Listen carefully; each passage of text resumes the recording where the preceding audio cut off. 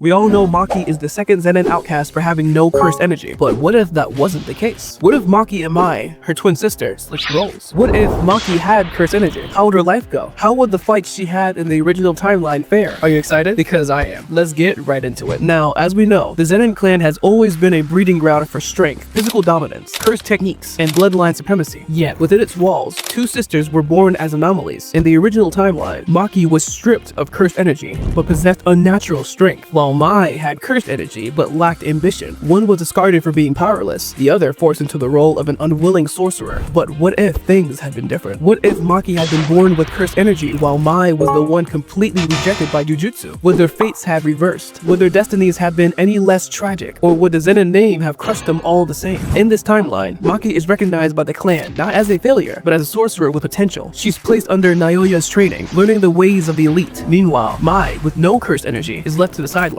her fate left to the universe. But does power alone change anything? Or does strength come from something deeper? Maki's and Mai's roles in this reverse timeline changes a lot in their characteristics. Mai was never destined for greatness, not in the eyes of the clan at least. Born with cursed energy, she should have had a chance, an opportunity to rise within the ranks. But cursed energy alone wasn't enough. She lacked a technique, lacked refinement, and worst of all, lacked favor. She wasn't like Naoya, whose presence commanded respect from the elders, nor was she like the prodigies of the Gojo or Kamo families. Maki, on the other hand, had the zeal, but her lack of cursed energy made her a failure in their eyes. But that changes in this timeline. In this timeline, the Zen'in clan saw potential. Maki's childhood was no easier than before. She was still expected to prove herself, still looked down on for not being born with a refined ability. But now, instead of being discarded entirely, she was given the path, one drenched in pain and discipline. She would have to go through Naoya's training, and he was ruthless. Not because he saw promise in Maki, but because he despised the idea of a woman ever standing beside him as an equal. If Maki was to train under him, he would break her first. It started with technique. She learned precision before power, footwork before force. He taught her to read movement, to predict an opponent's next attack before it came, and when she failed, the consequences were brutal. Beaten down, humiliated, treated as less than the men training alongside her. But Maki never broke. She learned faster than expected, adapting to Naoya's teachings, even if he refused to acknowledge her progress. At first, she relied on her cursed energy, but over time, something else began to show. Her body responded differently than the others. She could take hits that would cripple lesser sorcerers, move with a sharpness that seemed unnatural, not immediately, not as a child, but over years of relentless training. She wasn't born a monster like Toji, nor did she have a technique that elevated her to greatness, but she was learning, growing, and the more she trained, the more something undeniable surfaced. Her body, once fragile, was becoming something else. At first, Maki would fight like any other sorcerer, channeling cursed energy into her strikes, using reinforcement techniques to enhance her speed and power. But unlike her peers, she wasn't content with relying solely on her energy. She trained beyond exhaustion, developing a level of physical control that even Naoya had to acknowledge. While others depended on their techniques, Maki learned to sharpen her instincts. Her cursed energy became secondary, a tool rather than a crutch. She began outmaneuvering opponents who should have been stronger, landing strikes that should have been impossible. Her movements were calculated, her strikes precise. She wasn't the fastest or the strongest, but she was dangerous in the way that few others were. Her weapon mastery became an extension of herself. Unlike the original Maki, who relied on raw strength, this version of her wielded weapons with a different kind of efficiency. She reinforced her blade with cursed energy, but her true skill lay in how she used it, exploiting openings, countering attacks, overwhelming enemies with technique rather than brute force. But the Zen'in clan's politics cannot be so easily broken by one exceptional child. Maki was stronger than before, smarter, more refined, but was it enough? In the original timeline, the Zen'in clan valued two things, power and lineage. She had power now, but without an innate technique, was she truly worthy? The elders debated. Some saw her as an asset, a warrior who could be used. Others still viewed her as inferior, believing that without a true ability, she was nothing more than a glorified foot soldier. Naoya, for all his hatred, couldn't ignore the results. Maki was strong, undeniably so, but he would never allow her to surpass him, never acknowledge her as anything more than a failed experiment. In his eyes, she would always be beneath him. Still, Maki's existence in this timeline was different. She was no longer cast aside, no longer denied training. She wasn't a prodigy, but she was a force, one that couldn't be ignored. The question was, would she remain loyal to the clan that gave her this path, or would she, like before, seek to break free from it entirely? Different techniques define the sorcerers of Jujutsu society. From Gojo's limitless to Sukuna's cleave and dismantle, these abilities separate the elite from the ordinary. In the original timeline, Maki was born with no cursed energy, a fact that shaped her into a warrior who defied the system. But in this alternate reality, she possesses construction, the same technique that once belonged to Mai. However, unlike Mai, whose cursed energy reserves were so low that she could barely form a single bullet per day, day, Maki is different. She has immense reserves of cursed energy, allowing her to break past the limitations that once shackled her sister. This isn't just a minor upgrade, it's a complete transformation of what construction is capable of. With Maki's skill and discipline, construction is no longer a self-destructive technique. Instead, it evolves into something much greater. The primary limitation of construction has always been its cost. Creating matter from cursed energy is incredibly taxing, requiring precise control and an enormous well of energy to sustain. Mai, with her low reserves, could only manifest a single bullet per day. Anything beyond that would consume her life force. Maki, however, has no such restriction. With her higher reserves and trained efficiency,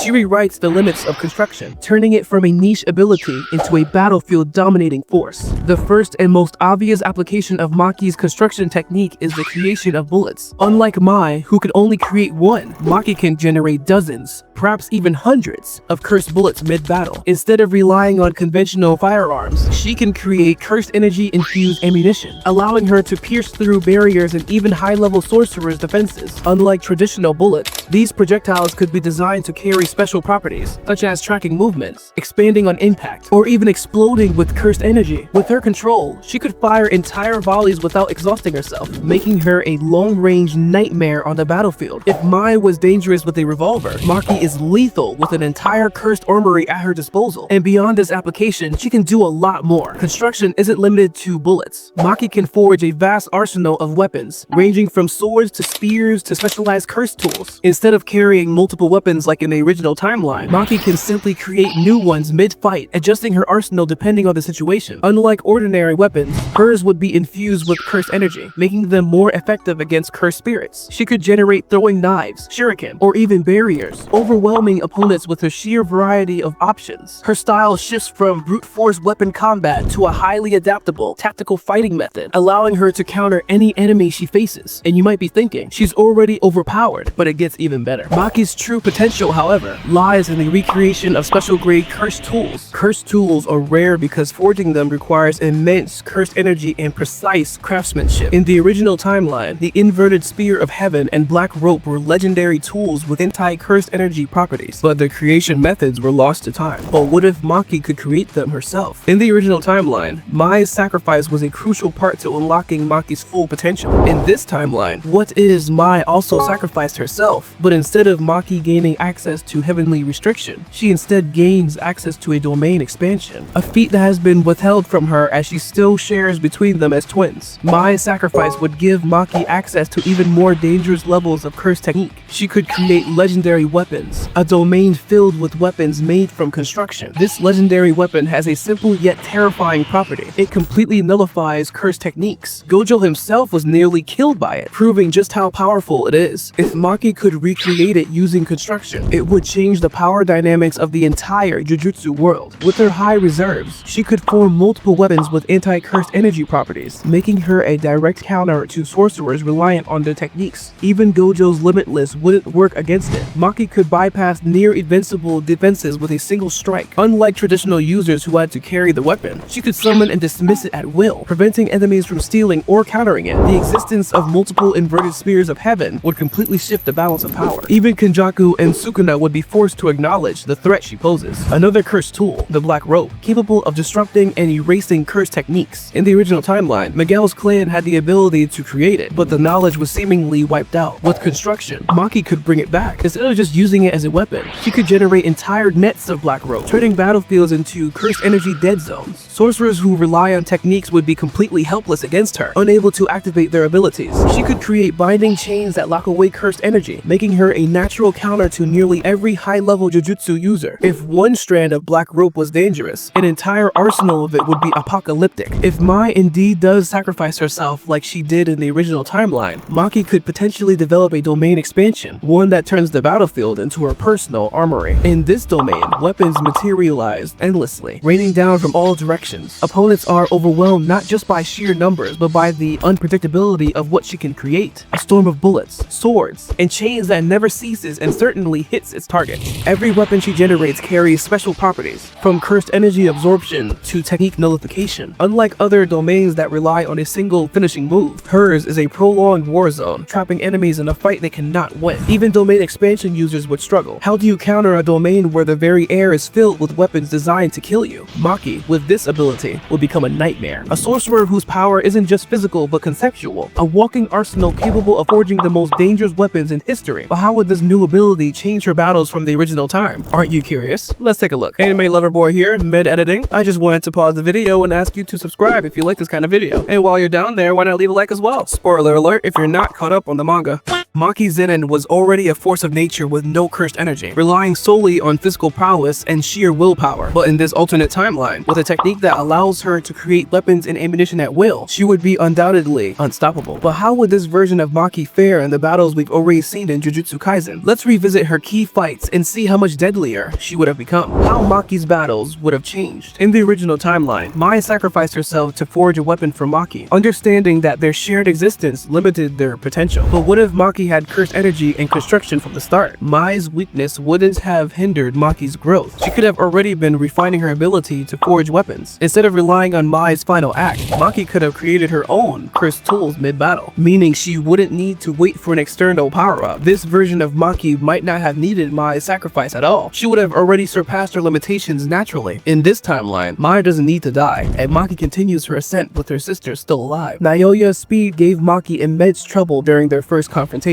forcing her to rely on pure combat skill. But with construction, this battle would have been vastly different. Instead of struggling to keep up with Naoya's projection sorcery, Maki could have constructed cursed weapons designed to counter speed-based fighters, such as explosive tripwires, retractable blades, or weapons that disrupt cursed energy flow. Instead of just a close combat fight, she could have summoned Black Rope mid-battle, erasing Naoya's technique entirely. When he tried to flee or reposition, she could have generated barriers or shrapnel-based bullets, cutting off his escape routes, rather than barely surviving the encounter. This version of Maki dominates Naoya from the very start. When Naoya returned as a cursed spirit, he became exponentially faster, pushing Maki to her limits. In the anime, she relied on brute strength to overwhelm him. But what if she had construction? Instead of waiting for the right moment to strike, Maki could have created an anti-curse technique spear, negating Naoya's speed boost entirely, or a domain expansion. At this point, could have created an arena flooded with cursed weapons, forcing Naoya into a kill zone. Instead of needing Kamo Noritoshi's help, Maki could have ended the fight with a multi-weapon barrage, never giving Naoya a chance to escape. The outcome? Naoya doesn't even get the chance to evolve further. Maki cuts him down before he becomes a true threat. Now, let's add a purely fictional matchup that would be interesting to watch. With this power, Maki could eventually stand against Sukuna himself. While she wouldn't be able to match him in raw destructive output, her ability to create inverted spheres of heaven or mass-produce Black Rope would make her one of the few capable of neutralizing his techniques. Imagine a scenario where Sukuna's cleave and dismantle simply stop working. Against any other opponent, his power is absolute, but against Maki's cursed energy nullifying weapons, the King of Curses would finally have to rely on pure martial skill, the true potential of construction, evolution beyond limits. With her new power firmly established, how does Maki continue to grow? The true strength of construction lies in how much further she can take it. Now that Maki has mastered construction, she isn't limited to creating generic weapons. She can forge tools designed for specific opponents. Tools like curse-severing blades, a weapon that can erase a curse's existence entirely, preventing regeneration. A projectile-based Black Rope where instead of relying on melee combat, Maki could fire threads of Black Rope as long-range attacks, ensuring that enemies never get the chance to use their techniques. She could even create armor for herself, an armor that absorbs curse energy upon impact, reducing damage while fueling her next attack. Her arsenal evolves beyond offense. She can now dictate the rules of every battle. Another matchup would be Maki versus Toji, and if she can surpass him. Toji Fushiguro was considered the pinnacle of a sorcerer without cursed energy, relying purely on physicality and weapons. Maki's original path mirrored his, but now that she possesses construction, does she surpass him? For starters, she would have a few advantages over him with this new power-up. Toji needed pre-made weapons, Maki didn't. She forges them instantly, adapting to situations faster. He relied on pure speed and instincts. Maki has both, plus cursed techniques. Toji had one inverted spear of heaven. Maki can create an entire armory of them. At his peak, Toji was nearly untouchable, but with construction, Maki can do what Toji never could, mass-produce weapons that break the very foundation of Jujutsu society. She doesn't just surpass him, she renders his entire fighting style obsolete. In the original story, the Zen'in clan rejected Maki, seeing her as weak, but in this reality, she is their greatest fear realized. She embodies everything they despise, a woman stronger than any male heir, with a technique that makes their entire arsenal of cursed tools irrelevant. She doesn't just defeat Naoya, she destroys the clan's legacy, proving that the Zen'in bloodline means nothing compared to sheer will and talent. Rather than being cast out, Maki would be hunted by the Zen'in elders, desperate to erase her existence before she destroys everything they built. But they're too late. Maki has already surpassed them all. In this timeline, Maki would grow to be a powerhouse. With this much power, Maki doesn't need Jujutsu High or the Zen'in clan. She becomes something entirely new, a wild card in the Jujutsu world, a force that can no longer be ignored. Gojo would see her as a potential equal, someone who could keep even him on edge. Hinjaku would see her as a threat, a variable he never accounted for. Sukuna would view her as a challenge, someone who forces him to fight seriously. She doesn't just change her own fate, she changes the world. Conclusion: Maki, the weapon master. This version of Maki Zen'in is a legend in the making. With construction fully realized, she is no longer just a swordsman. She is the master of weapons, the wielder of limitless arsenals, and the destroyer of traditions that once bound her. But remember, the roles have been reversed. How would Mai fare if she were in Maki's shoes? As we know, the Zen'in clan has never been kind to the weak. Those without cursed energy are cast aside, labeled as failures, unworthy of a family name. In the original timeline, Maki was the one who bore this burden, but in this scenario, this falls on Mai instead. In the original timeline, Mai, who mocked Maki's ambitions, resenting Maki for forcing her to remain in the Jujutsu world. Mai, who always had the one thing Maki didn't. But now the roles are reversed. In this timeline, she doesn't have any cursed energy. For the first time, Mai experiences what it means to be truly powerless in the Zen'in clan. And unlike Maki, she doesn't have the drive to prove them wrong. From the moment it's confirmed that Mai has no cursed energy, she's branded as useless. She cannot see curses without the aid of tools. She cannot exercise them, let alone defend herself. She has no cursed technique, no cursed energy reserves, nothing that would make her valuable to the clan. If Maki, with her talent and determination, was still treated like an outcast, then Mai is outright discarded. Her father, who once saw her as the better sister, entirely loses interest here. Much like they did to Maki, the elders would refuse to acknowledge her existence. The clan's strongest members look at her with pity at best, disgust at worst. In this timeline, Mai's fate mirrors Maki's original one, but without Maki's stubborn defiance. The biggest question in this scenario is, would Mai fight to overcome her weakness, or would she give up? Unlike Maki, Mai never wanted to be strong. She only trained because she had to, because the Jujutsu world forced her into it. She hated the pressure, hated the expectations, and hated Maki for refusing to walk away. But now, the decision is no longer Maki's, it's hers. If she chooses to accept her fate, she lives as a powerless reject, forever trapped under the Zen'in clan's heel. If she chooses to fight, she must push herself beyond anything she ever thought possible. This is where her true nature is tested. Does she have what it takes to become strong, or was she always meant to be weak? I think she would not try to get strong. So the question of if she would get heavenly restriction already goes off the table. In the original story, Maki's lack of cursed energy became her greatest strength through heavenly restriction, granting her a body on par with Toji Fushiguro. But what if Mai followed the same path? Would she achieve the same results? It's possible, but heavenly restriction isn't just about the body, it's about the mindset. Here's a few reasons why I think Mai would fail in this timeline. She has never trained as hard as Maki. She lacks the sheer rage-fueled determination that drove Toji and Maki. She resented the Jujutsu world. Would she even have the will to surpass its limits? But let's not take the option of success away from her. If pushed to her breaking point, she might find a new resolve. Although this is not consistent with her character as we know her from the manga, but if left with no other choice, she might embrace the path of raw strength. Without cursed energy to rely on, she could develop instincts and combat skills sharper than anyone expected. The key factor is Mai's will. If she refuses to break free from her own limitations, she will remain weak forever. But if she embraces her new reality, she could become something far greater than anyone in the Zen'in clan ever imagined. If Mai does overcome her weakness, she still faces one final obstacle. Can she reach the level of Toji Fushiguro, the ultimate sorcerer killer? This would be the goal since Maki, faced with the same burden, accomplished that. Toji wasn't just strong, he was unstoppable. His raw speed, strength, and instincts allowed him to fight and kill some of the most powerful sorcerers in history. Maki, with the relentless training, was able to follow in his footsteps. But Mai, if she dedicated herself fully to physical combat, she might become a formidable fighter. If she learned how to wield cursed tools like Toji, she could compensate for her lack of cursed energy, but her mentality might always hold her back. Toji and Maki fought because they had to, but Mai never wanted to fight at all. Would she break free from her own doubts, or would she remain forever in the shadow of those who were truly strong? That is the question that will define her fate. But as far as we can tell, the chances are slim. The relationship between these two, despite the fact that roles have been reversed, would most likely not fare any differently. With the roles reversed, Mai would harbor some form of resentment for Maki, being the favored one. The bitterness she held towards Maki in the original timeline would stay the same, but for different reasons. When Maki and Mai's roles are reversed, the entire dynamic of their existence changes. Maki would definitely use her powers in a different way than Mai did in the original timeline. This makes for an interesting, what if scenario, right? And that concludes today's video. What did you think about the possibilities? Let us know in the comments. Would Maki be an absolute beast like talked about, or you see it going a different way? Until next time.